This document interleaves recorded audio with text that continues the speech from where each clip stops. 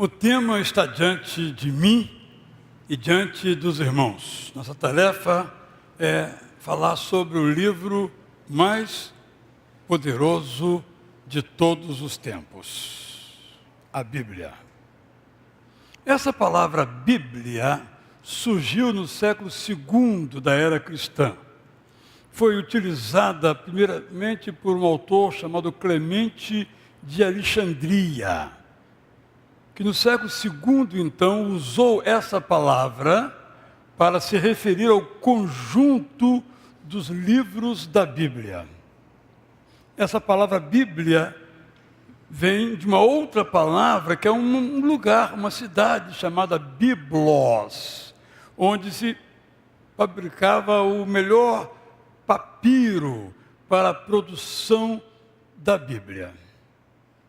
Nós sabemos que a Bíblia que hoje nós temos, por exemplo, aqui, ou ali, ou aí, foi desenvolvida ao longo dos séculos em diferentes formatos ou repertórios. Estou falando do ponto de vista material.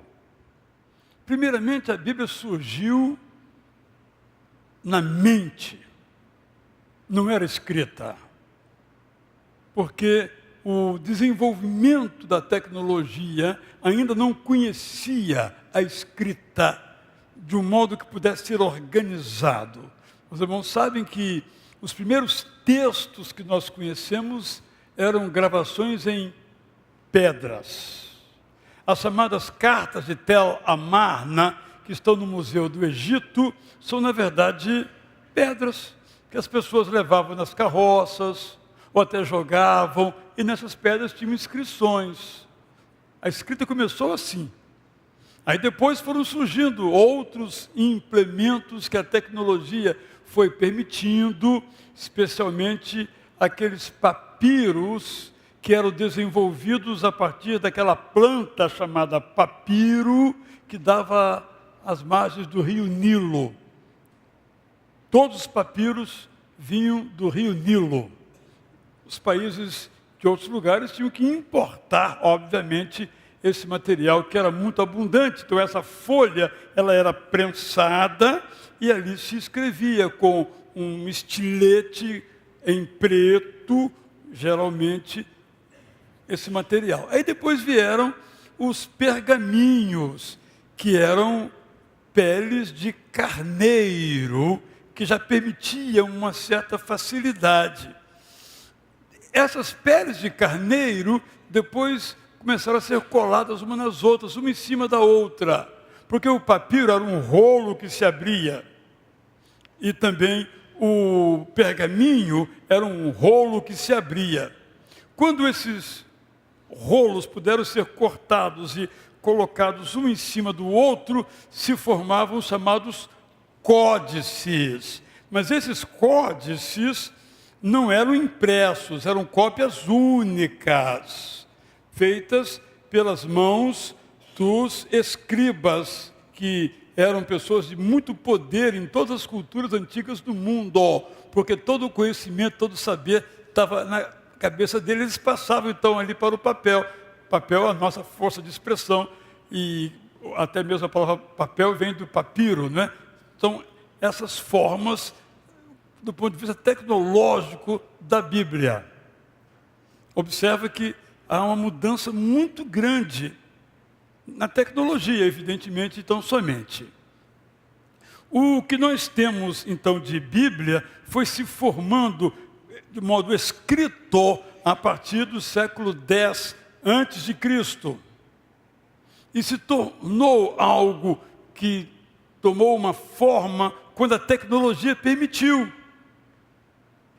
Isso a partir do século V antes de Cristo. Porque a tecnologia permite coisas e inviabiliza outras, não é? Vocês imaginaram uma foto da igreja, como vocês viram no Ita News agora, com o drone? E quando não tinha drone, você alugava um helicóptero. E quando não tinha helicóptero, você não tinha como fazer. E o que vem pela frente, eu espero que muitas coisas boas ainda. Quando Jesus nasceu e foi educado por sua mãe, Jesus não tinha a Bíblia.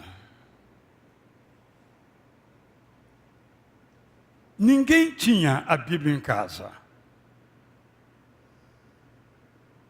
Só na sinagoga tinha um exemplar da Bíblia, guardado num armário que só o sacerdote tinha a chave.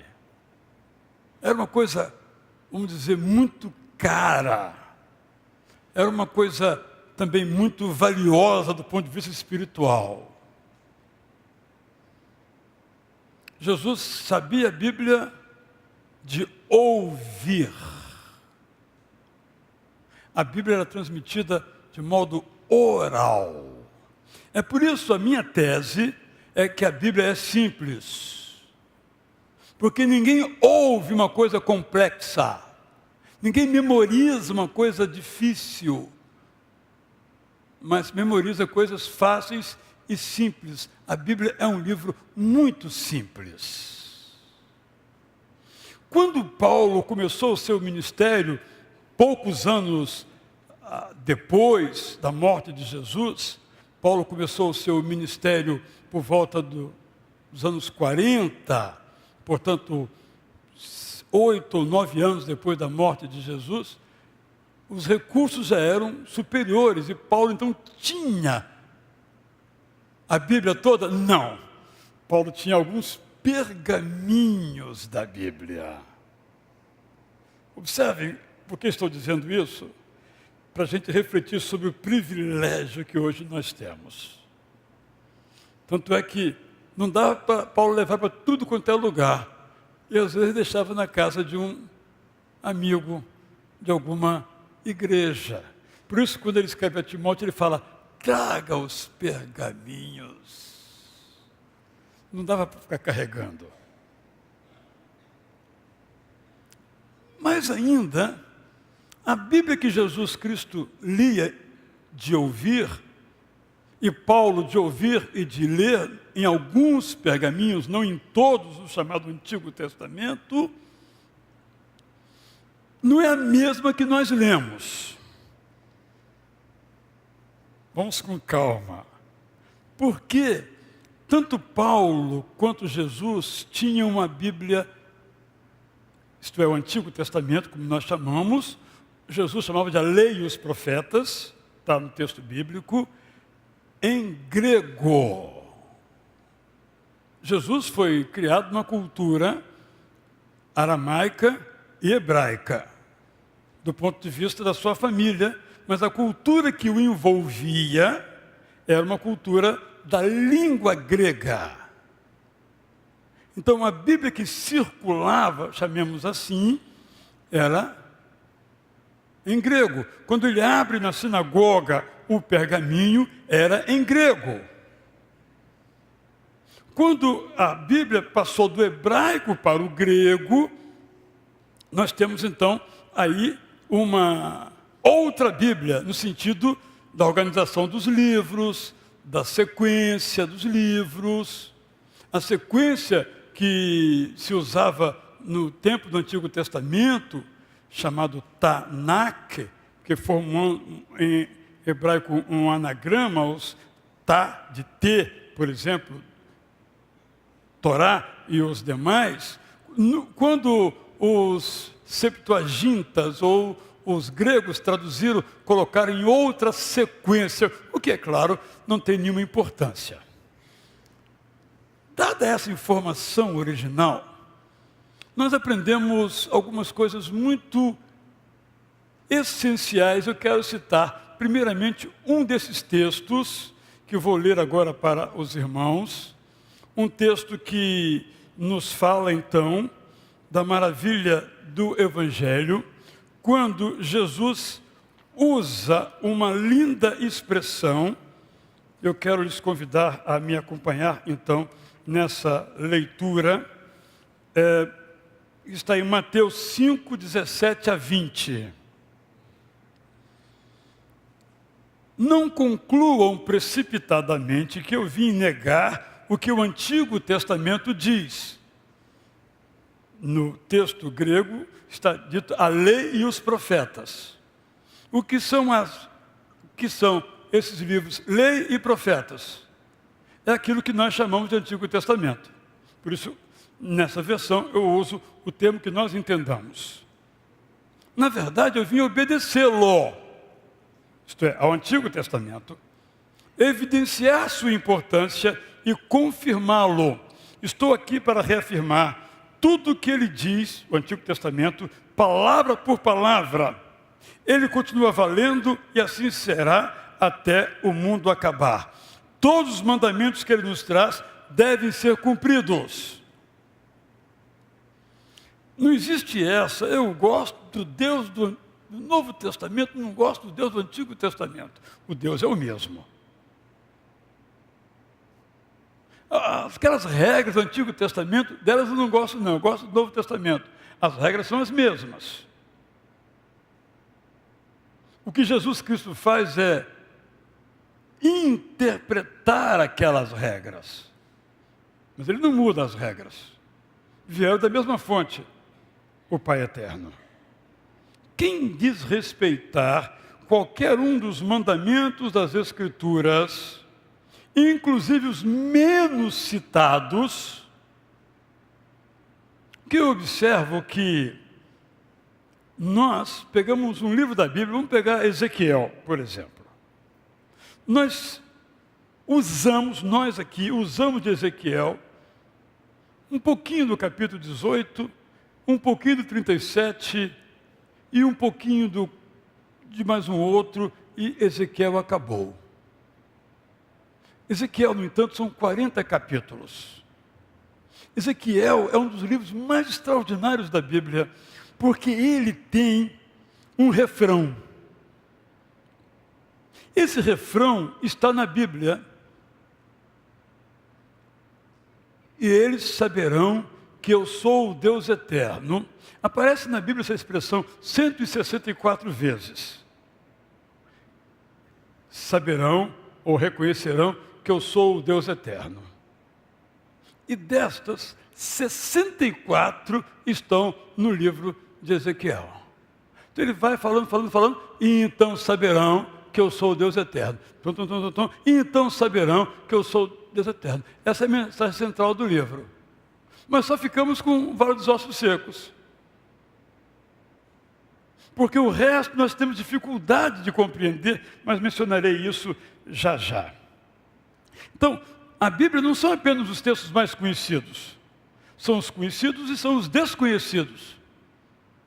E a riqueza da Bíblia está que quando a gente lê esse livro, a gente diz, eu nunca tinha lido isso. Você já leu, mas você por alguma razão não percebeu aquilo, não lhe falou, e talvez não lhe falou porque você não tenha compreendido. Então, retomo.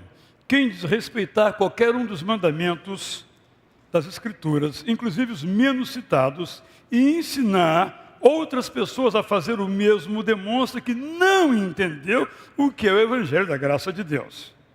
Quem usa as verdades sagradas para aplicar a sua vida e ensina outras pessoas a respeitar e a viver esses mandamentos, demonstra que vive de acordo com o propósito de Deus, o Criador.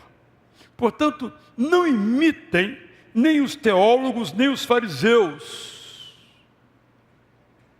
Muito interessante, porque aqui teólogo é a expressão no grego para escribas.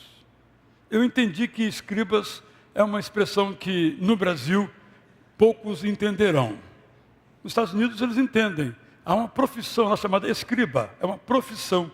É uma pessoa que trabalha no consultório médico e que anota tudo que o médico disse e fica no prontuário. Esse profissional se chama escriba. Até hoje. Mas na nossa cultura ninguém sabe bem o que é um escriba. E os fariseus? Os fariseus, que a gente sempre olha negativamente, Jesus aqui olha negativamente também, deram uma grande contribuição ao cristianismo, quando eles procuraram registrar a importância do texto da Bíblia. Até então não havia essa importância. Eles então, para mostrar como devemos ser fiéis, ressaltavam o texto. O texto diz isso. De certo modo, é por isso que temos a Bíblia, por causa dos fariseus, humanamente falando. Mas vamos prosseguir.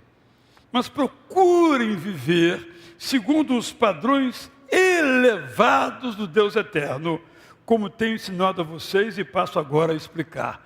Esse, para mim, é o texto mais objetivo sobre a Bíblia, sobre a palavra de Deus, sobre o Antigo Testamento, e nós aplicamos ao Novo, vindo de Jesus. 3 coisas, então, eu quero sublinhar para os irmãos, bastante simples. A partir desse texto e outros, se tempo tiver, ainda lerei. Nós precisamos ler a Bíblia. Vocês nunca ouviram nenhum pastor aqui falar isso. É uma novidade profunda. Então eu quero que vocês, hoje eu aprendi uma coisa na igreja maravilhosa. O pastor Israel disse que nós temos que ler a Bíblia. Eu nunca tinha ouvido isso. Só que não, vocês ouvem isso todos os domingos. Mas vamos aprofundar um pouquinho mais. A metade da população brasileira não lê nada. Não sabe o que é livro. Não tem livro. Não lê. É a metade da população brasileira. Bom, se formos otimistas, né, professora Zilda? Diríamos, metade da população brasileira lê. É o otimista incorrigível, né?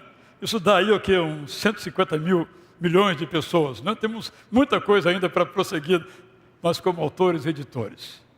Mas, por outro lado, metade não lê. Livro nenhum.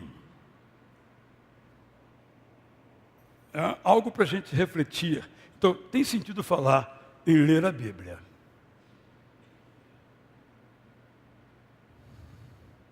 Acho que em nosso meio evangélico, nosso percentual é melhor. Eu acho que nós lemos mais do que a população brasileira em geral. E lemos por causa da Bíblia. Então vamos avançar um pouquinho mais. Por que nós criamos aqui na igreja já há muitos anos, eu nem era o pastor ainda, era só o pregador, esse é nosso plano de leitura da Bíblia. Sentado ali, onde o casal ali, Cruz, está, um dia uma irmã, não vou dizer o nome dela, já faleceu, mas o nome dela é bem conhecido. Ela disse, eu tenho 54 anos de crente. Eu nunca li a Bíblia toda. E é possível que tenha alguém aqui que nunca leu a Bíblia toda. Essa história, se é a sua, você tem que mudar essa história. Você não pode continuar nessa história. Já contei aqui que há muitos anos eu era professor de escola bíblica lá em Belo Horizonte e acabou a aula, pedi a meu irmão para orar. Ele orou o Pai Nosso. Eu fiquei curioso, depois que acabou, irmão, por que você orou o Pai Nosso? Ele disse, porque eu não sei orar. Nós estamos falando de pessoas que estão na igreja há muito tempo, que não sabem orar, não falam orar em público, alguns têm alguns tipos de limitações nessa área, mas orar. Pessoas que não sabem orar. Pessoas que também não leem a Bíblia. Vamos olhar positivamente. E faça parte do grupo dos que leem a Bíblia. Eu não preciso dizer por que devemos ler a Bíblia, mas eu diria apenas um pensamento. Até a irmã Glaucia me mandou um vídeo hoje que eu não vi ainda, obviamente. Porque a Bíblia é um livro sempre atualizado. Não há risco de a Bíblia ficar arcaica. O que fica arcaico é a linguagem da Bíblia. E é um assunto que nós temos que enfrentar com coragem. A linguagem da Bíblia, das nossas versões, fica arcaica. Porque as palavras vão mudando de significado. Mas o conteúdo da Bíblia não é arcaico. Eu tive uma experiência quinta-feira muito interessante. Eu fui pregar numa clínica ortopédica, de ortopedia, em Pavuna. Uma irmã da igreja aqui tem essa clínica e todo ano eu vou lá, mas alguns irmãos da igreja também. E essa clínica tem um projeto social com a terceira idade. Tinha lá então uma regente desse grupo e eu fiquei muito impressionado. Ela deu uma palavra àquele grupo e ela usou algumas metáforas. Eu anotei as metáforas. Agora há pouco lemos metáforas. Passar pelo rio, passar pelo fogo, passar pelo vale. São metáforas. Nunca vamos passar pelo fogo, nem por rio. Eu não sei nadar. Eu não há chance daquele versículo se aplicar para mim do jeito que está naquela metáfora. Eu nunca vou atravessar um rio. Eu não sei nadar. Mas é uma metáfora para falar de dificuldades, problemas, circunstâncias adversas. É isso que o texto está dizendo. A metáfora não é importante. O importante é o conteúdo da metáfora. E aquela senhora foi dizendo e usou 3 metáforas. Ela falou assim: vocês têm que sentir na pele. Ninguém sente nada na pele. É uma metáfora para o sofrimento, para a dificuldade, por exemplo. Ela disse: antes de cantar, vocês têm que molhar o bico. Ninguém molha bico, é uma metáfora sobre os pássaros. Vamos cantar a música tal. E cantaram a música Como é Grande o Meu Amor por Você, de Vinícius de Moraes. Não tem uma metáfora, 0 de metáfora. Ou seja, todo mundo entende. O que estou dizendo é, se você, ao ler a Bíblia, e esse é um grande obstáculo, encontra alguma dificuldade, o que é que você faz? O que é que a gente faz quando encontra uma dificuldade? Nós superamos a dificuldade, ou nós recuamos na dificuldade. A maioria recua na dificuldade. Pega um texto bíblico, estou sendo muito franco com os irmãos, cheio de metáforas que não conhece, pula, e não volta mais a ler o texto bíblico. Por isso, eu quero de você, comigo, esse compromisso. Eu vou ler a Bíblia toda, porque ela é simples. Mas você vai procurar uma versão que fale a sua língua, e não outra língua qualquer. Fale a sua língua. Nós temos a linguagem de hoje que fala a nossa língua. A nova versão transformadora que fala a nossa língua. Por exemplo, estou ilustrando. E tantas outras, como a mensagem de Eugene Peterson, que fala a nossa língua. As cartas vivas de J.B. Phillips, que falam a nossa língua. Por exemplo, buscar uma versão que fale a nossa língua. Vamos só nos lembrar. A Bíblia foi escrita em hebraico, Antigo Testamento, alguns poucos capítulos, como Daniel, por exemplo, do 2, 4b até o final do capítulo 7, em aramaico. E em alguns outros lugares, como Esther, também em aramaico, mas quase tudo em hebraico. Em hebraico. O Novo Testamento todo em grego. Grego simples, como também o hebraico simples. É disso que estou falando. Depois vieram esses textos para a nossa língua. Primeiramente, no século XVII, com o genial João Ferreira de Almeida. E ao longo desses anos, as traduções foram atualizando João Ferreira de Almeida. Porque o trabalho já foi feito de tradução. Mas só que temos algumas dificuldades. É que tanto o hebraico quanto o grego usam o que nós chamaríamos de frases invertidas. O hebraico não começa com o sujeito. O sujeito vem depois do verbo, depois da ação. Mas não em português. Então a nossa Bíblia não tem que seguir a sequência do hebraico. Porque nós não falamos assim. Nós não falamos assim. Olha, no princípio, Deus criou o céu e a terra. Nós não falamos assim, nós falamos assim. Deus, no princípio, criou os céus e a terra. Ah, não faz diferença. Nesse texto não faz diferença. Mas quando você vai ler, você dá para o seu filho, você dá para o seu amigo, ele começa a ler, ele tem que fazer um esforço para entender. O que ele faz? Ele não lê. Então, boa parte dos irmãos da igreja não leem o texto bíblico por causa das dificuldades, não da Bíblia, mas das traduções que nós temos. A maioria das pessoas que tem resistência ou dificuldade a ler a Bíblia é por uma única razão: o vocábulo. A Bíblia contém as traduções, palavras que nós não entendemos o significado. Nós amamos, nós gostamos, é bonito. Mas quem é entre nós aqui que sabe o que é concupiscência? Ou no texto que nós lemos agora há pouco, remir. Nós sabemos que é remir, remidor, Jesus Cristo, né? Mas lá fora alguém sabe o que é remir? O que é remidor?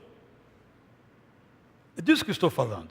Então, nós vamos nos empenhar, esse é meu compromisso, em ler a Bíblia. Quais são os obstáculos? Eu dei um obstáculo, mas há outros obstáculos. Um segundo obstáculo é que a nossa vida é agitada. Né? Quem é avô, estou vendo aqui alguns avós, corre o dia inteiro com os netos para lá e para cá. Aqui tem um neto que corre atrás do avô, mas é uma exceção. Parabéns a você aí. Né? Fique em pé rapidinho aí, você e o seu vovô. Fiquem aí, olha aí. O neto cuida do vovô, mas a norma hoje é o vovô cuidar do neto. Obrigado por citar um exemplo, vocês, sua família toda para a gente. Então, eu quero dizer, é isso, nós não temos tempo. Ou não temos tempo, ou gastamos o nosso tempo com coisas que tomam o nosso tempo e que talvez não sejam tão importantes.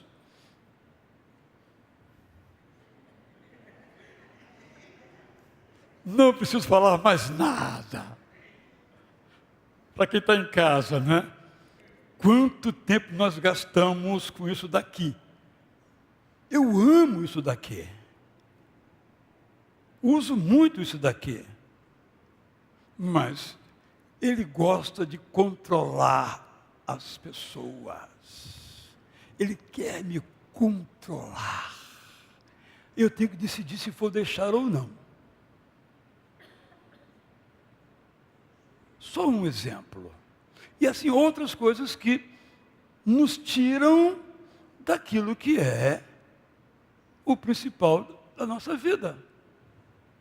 Nem preciso me alongar sobre esse assunto. Então a nossa vida acaba sendo ou agitada ou muito voltada para a diversão e não temos tempo para aquilo que faz realmente diferença na nossa existência. Que é o trabalho, que é o convívio familiar, que é a oração, que é a leitura de bons livros, sobretudo o mais poderoso deles, que é a Bíblia Sagrada. Mas eu quero, além desse compromisso, mais um. Vamos entender as Escrituras, é isso que Jesus está dizendo. Vamos entender as Escrituras. Se pudermos nos aprofundar, vamos ter dicionários, comentários, vamos aprofundar.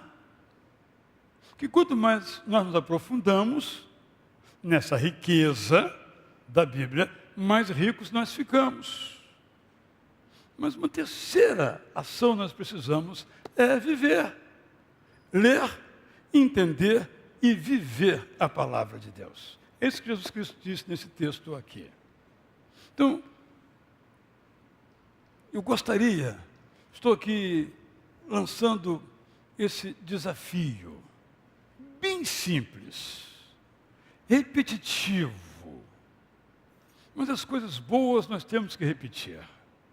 Eu sei que aqui há muitas pessoas que todo biênio têm a alegria de receber o certificado porque completaram a leitura da Bíblia. Mas meu desejo é que você, sua família, vamos ler em grupo, em casa a Bíblia, mais e mais lendo esse livro, cujas verdades não mudam. A Bíblia é sempre atual e sempre atualizada em tudo o que ela diz.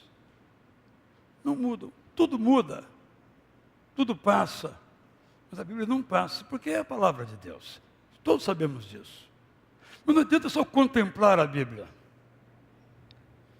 Livrão esse, hein? Livro santo, sagrado, escritura. É um livro como qualquer outro. Ele se torna a palavra de Deus. É todo o tema do Salmo 119, quando eu o coloco no meu coração. Quando ele se torna o meu livro. O livro da minha vida. O maior livro de todos os tempos. Bem prático, no dia 29 de dezembro, começando às 7 horas da manhã, aqui, excepcionalmente, nós vamos ler 60 capítulos da Bíblia. Desta jornada, a jornada Plano de Leitura 2025-2026, nós selecionamos 60 capítulos. Dos 1.189 capítulos da Bíblia, selecionamos apenas 60. E vamos ler às 7, às 9, às 11, às 15, às 18 e às 20. Um dia inteiro lendo a Bíblia. É um símbolo, uma atitude de símbolo. Estamos dizendo com isso que valorizamos o livro mais poderoso de todos os tempos. Quando nós lemos seguindo um guia, nós vamos nos apropriando do que esse guia tem de melhor, para lermos melhor a Bíblia. A melhor coisa não é ler de Gênesis e Apocalipse. Não tiramos grande proveito disso. O melhor é ler segundo um plano, este aqui ou outro, no caso este. E ler junto com outros, juntos uns dos outros. Porque um anima o outro. Faça um clube de leitura da Bíblia. Junte com mais 5, com mais 6. Vamos ler a Bíblia. Olha, quem lê vai ganhar um presente. Um estimula o outro. Nós não fazemos assim se queremos andar de manhã, não é assim que nós fazemos. A gente cria mecanismo para a gente ficar animado, senão desanima, por exemplo. É isso que estou dizendo aos irmãos. Então, vamos continuar, alguns de nós, fazendo da Bíblia o nosso livro. E se ainda não é para você o livro da sua vida, que seja o livro da sua vida. Vamos ficar em pé e vamos cantar um dos mais belos